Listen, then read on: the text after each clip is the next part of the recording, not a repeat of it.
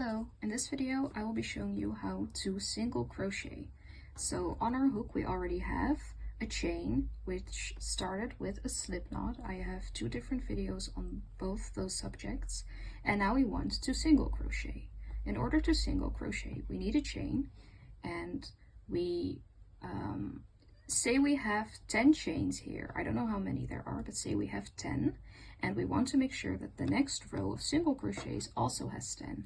In order to do that, we need to make a mock-up crochet, a mock-up stitch. And we simply do that by chaining one extra, but I usually hold my yarn a bit differently in order to do this step so that it looks like it's already part of the next row instead of just another chain on the chain. So what I do is, normally you would hold your chain and your hook like this, but I already turn it, I already give it a little corner, and then I crochet one. So this is the first stitch in our row, and we do this because we can't really single crochet in the stitch that is on our hook, but we still need to add it to the row. So that's why we use this mock-up stitch. So now we can actually single crochet, and we do that by taking the hook, and as you can see here, we have a little gap at the bottom of our stitch, and we just want to stick our hook into that gap. So now we have that. We want to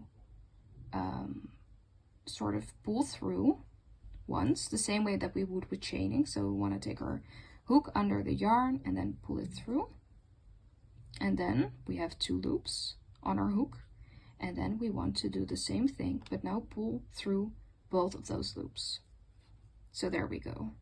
And now let's do that again for a bit of practice. So here, this, as you can see, this chain here is a little bit tighter, but we can still find a way to move our hook in. I should have made it a bit looser, but it's fine. So our hook is in. If you happen to have very tight chains, you can just kind of pinch your way through, or you can try again. That's also an option, make a new chain. So let's try it again. We want to put our hook under the yarn, pull through, and then we have 2 loops. And we want to do the same thing again, pull through.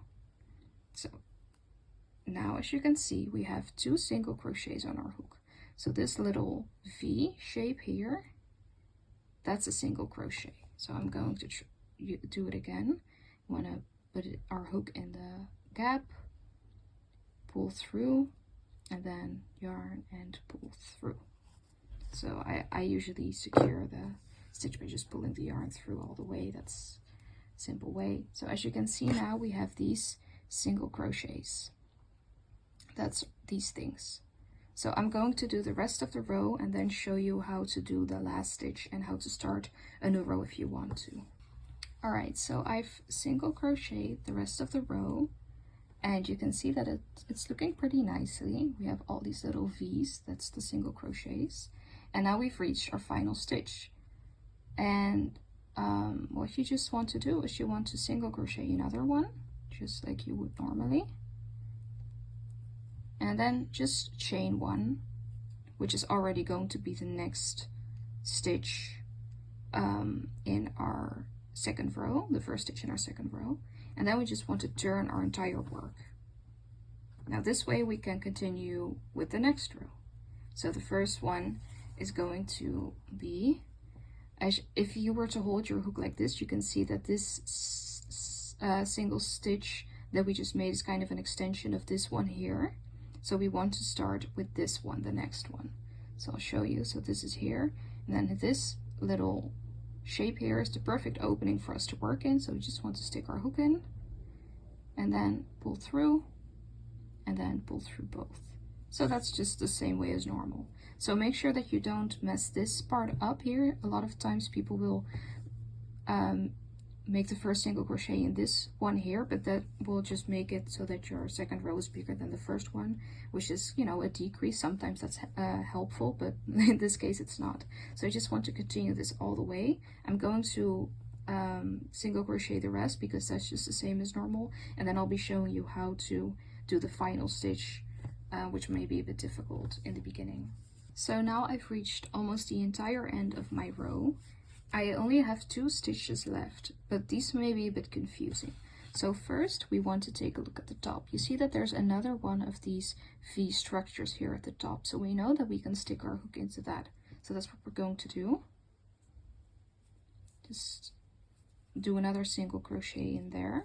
And now we have reached our final stitch. But if you remember, our final stitch that we need to crochet into was actually our mock-up stitch that we made in the beginning, which may be a bit difficult to work with.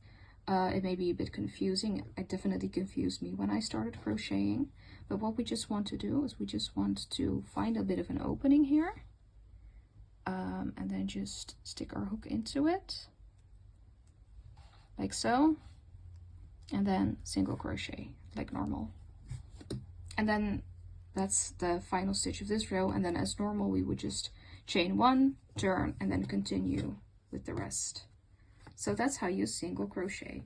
And this stitch is used for many projects. It's kind of like a base stitch that you can understand, so that you can understand all the other stitches, because they are kind of based off of this one.